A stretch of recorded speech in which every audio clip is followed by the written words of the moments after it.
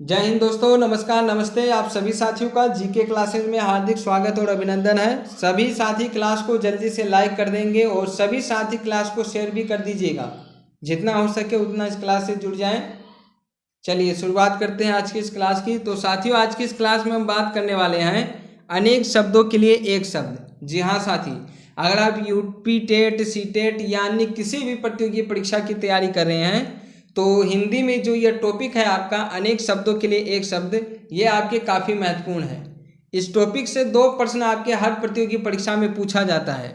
तो अगर आप 2 नंबर पक्का करना चाहते हैं तो इस क्लास को शुरू से लेकर अंत तक जरूर देखिएगा। चलिए शुरुआत करते हैं और सभी से एक बार पुनः निवेदन है, चैनल को सब्सक्राइब कर लीजिए। वीडियो अगर पसंद आता है तो लाइक कर दीजिए, अपने सभी साथियों में शेयर कर दीजिए और कमेंट बॉक्स में जरूर बताएं कि क्लास आपको कैसा लगा। साथ ही बेल आइकन को जरूर प्रेस कर दीजिए ताकि न्यू और लेटेस्ट अपडेट आपको समय के अनुसार मिलता रहे। ठीक है, और सबसे ज़रूरी बात, टेलीग्राम चैनल को जरूर ज्वाइन कर लीजिएगा आप। इसका लिंक मैं वीडियो के डिस्क्रिप्शन में दे दूंगा, आप वहां से ज्वाइन कर सकते हैं ताकि आपको PDF फाइल मिल सके और आप तैयारी कर सके। ठीक है, चलिए शुरुआत करते हैं भाई, है ना। चलिए, तो जिसके हाथ में चक्र है उसे आप एक शब्द में क्या कहेंगे?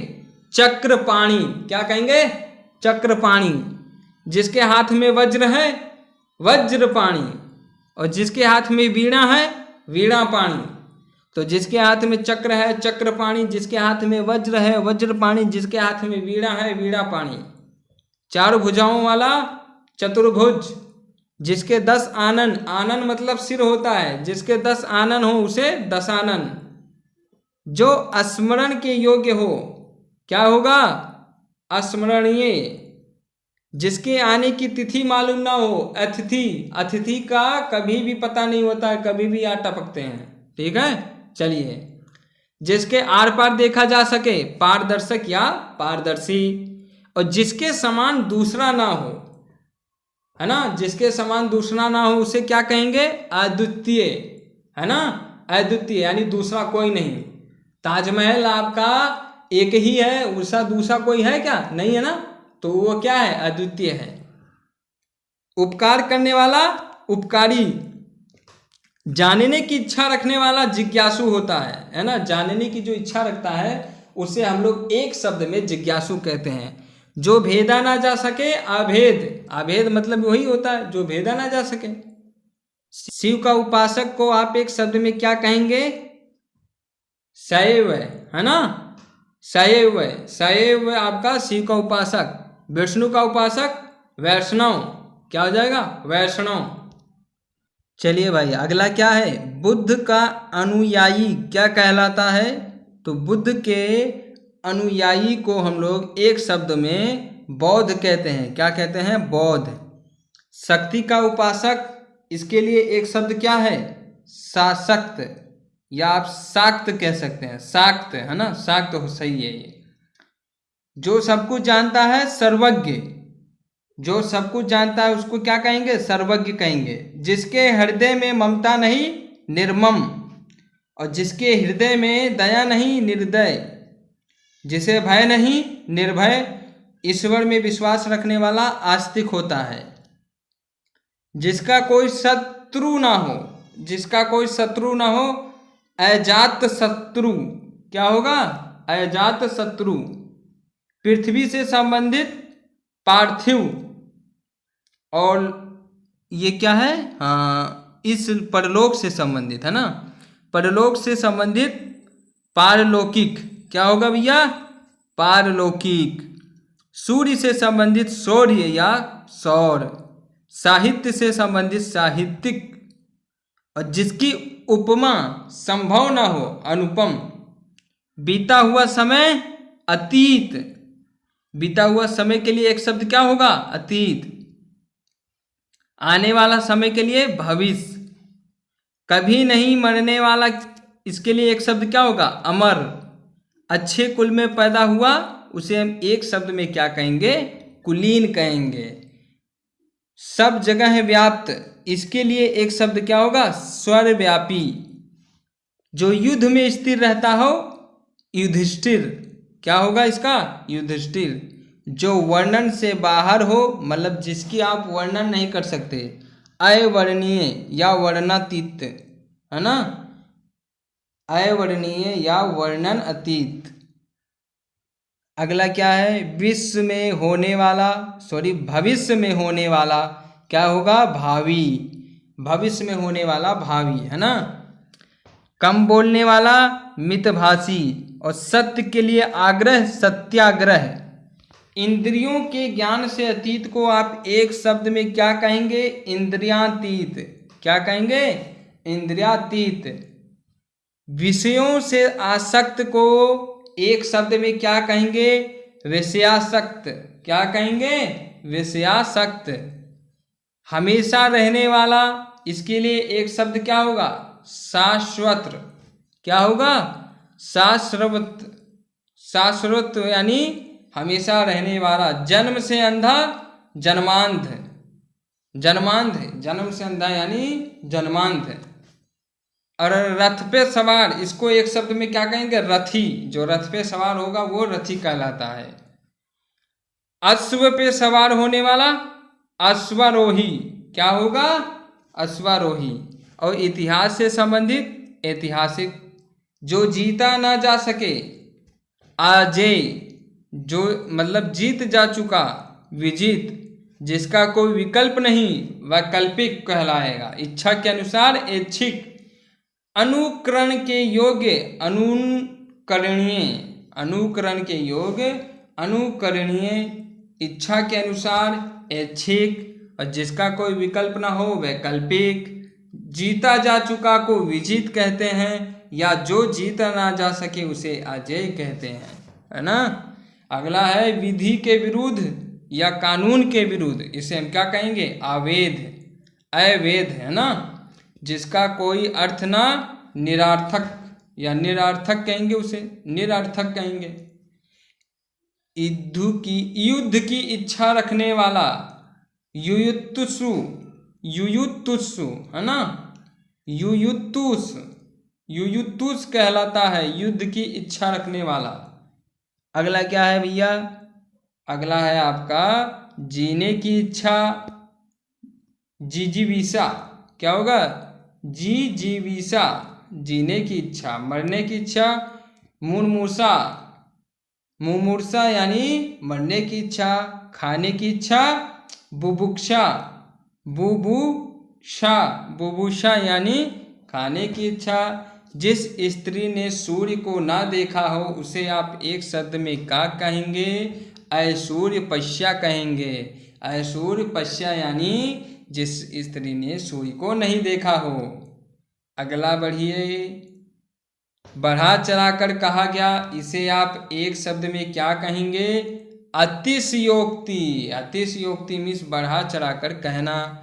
जिसका दमन कठिन हो उसे एक शब्द में क्या कहेंगे, दुर्दम्य। क्या कहेंगे, दुर्दम्य। दमन करने योग्य क्या कहलाएगा, दमनीय कहलाएगा। जिसकी उपमा दी जा सके उपमेय होता है, और जिससे उपमा दी जाए उपमान होता है।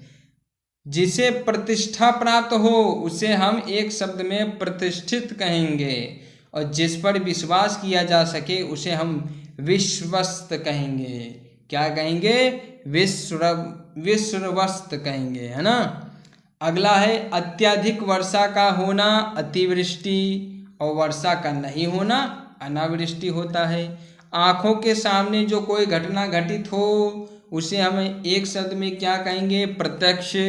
और आँखों से ओझल होने वाली घटनाओं को परोक्ष कहेंगे। ठीक है।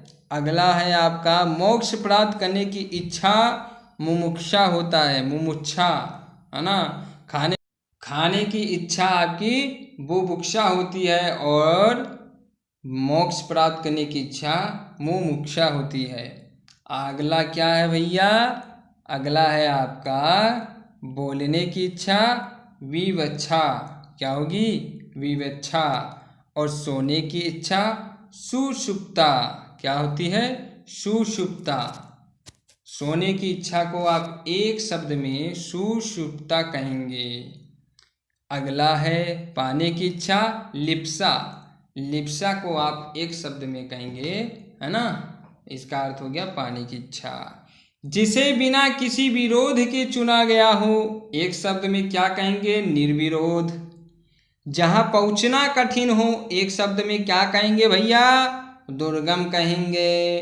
और जिस पर शक किया जा सके, बोलो बोलो बोलो, जिस पर शक किया जा सके, एक शब्द में क्या कहेंगे? संदेहास्पद। क्या कहेंगे? संदेहास्पद। जिस पर संदेह यानी शक किया जा सके। अच्छा, जो उपासना करता है, एक शब्द में क्या कहेंगे? बोलो भैया। जो उपासना करता है, उपासक। क्या होगा? उपासक।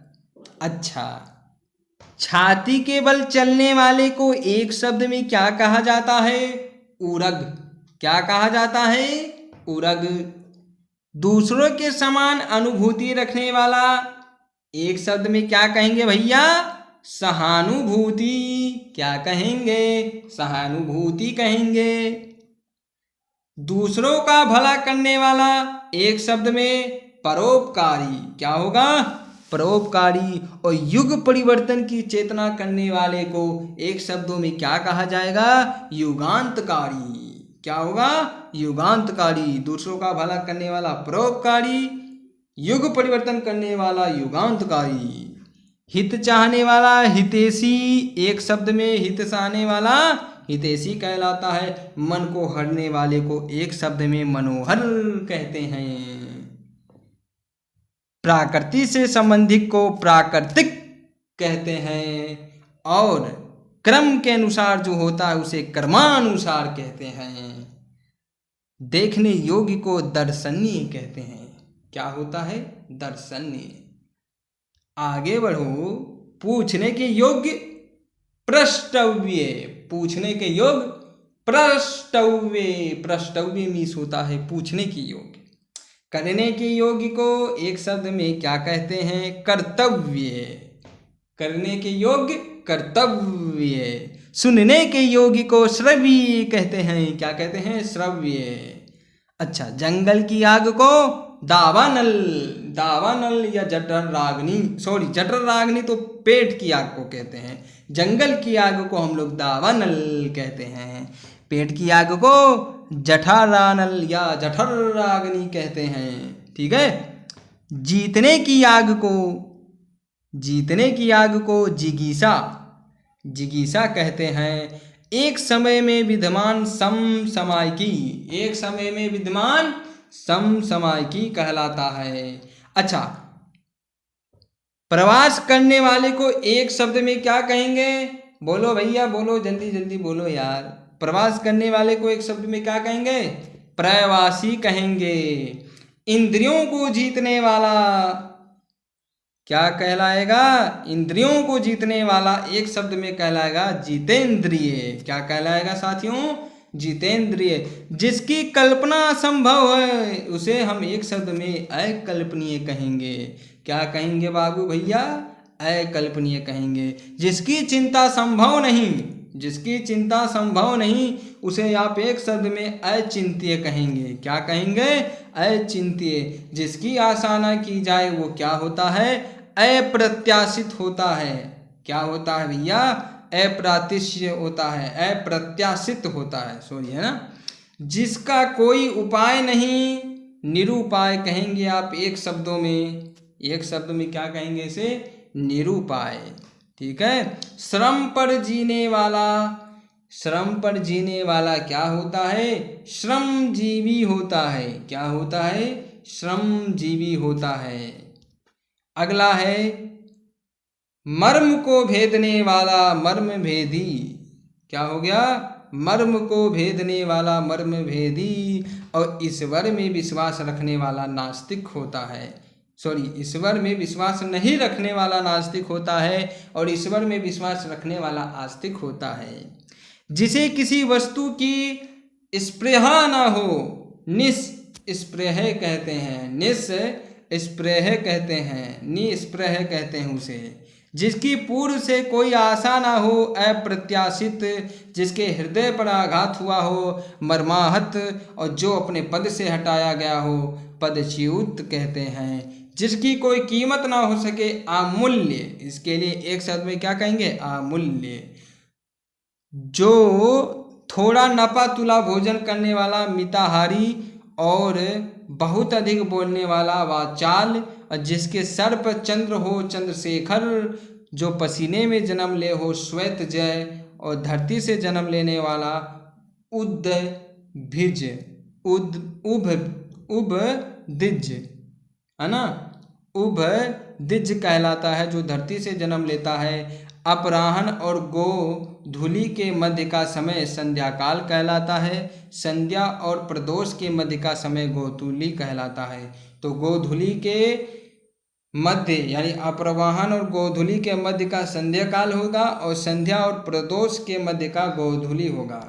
अगला है रात्रि का पहला पहर प्रदोष, मध्य रात्रि का समय निषीध, रात्रि का तीसरा पहर त्रियामा। और जिसने दूसरी शादी कर ली उसे अरे बेवफा नहीं, आवीरा कहते हैं, है ना। 1000 वर्षों का समय सहस्त्राब्दी। क्या होगा?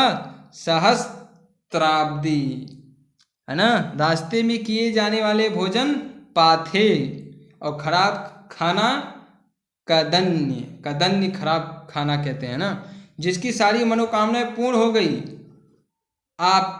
आप्त काम मीन्स जिसकी सारी मनोकामनाएं पूरी हो गई, ठीक है।